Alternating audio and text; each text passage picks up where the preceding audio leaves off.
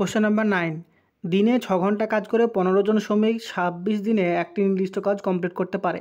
তাহলে দিনে 10 ঘন্টা কাজ করে 13 জন লোক ওই একই কাজ কত দিনে সম্পন্ন করবে?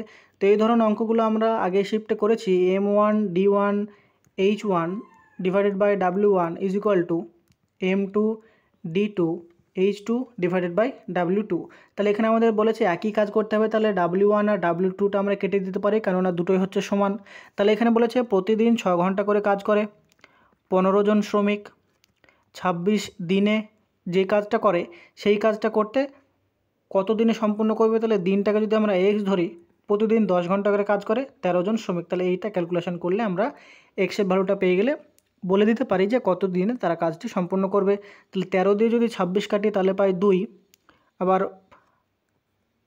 5 দিয়ে যদি 10 কাটি তাহলে পাই 2, 5 দিয়ে যদি 15 কাটি তাহলে পাই 3। আবার দেখো 2 দিয়ে যদি আমরা 6কে কাটি তাহলে পাই 3। তাহলে এক্স ইজ ইকুয়াল টু আমরা কত পাচ্ছি? এদিকে আছে 3 গুণিত 3 গুণিত 2, তার মানে হচ্ছে 18 দিন হচ্ছে সময় লাগবে, যেটা আমাদের অপশান নাম্বার 3 হয়ে যাবে এখানে সঠিক উত্তর।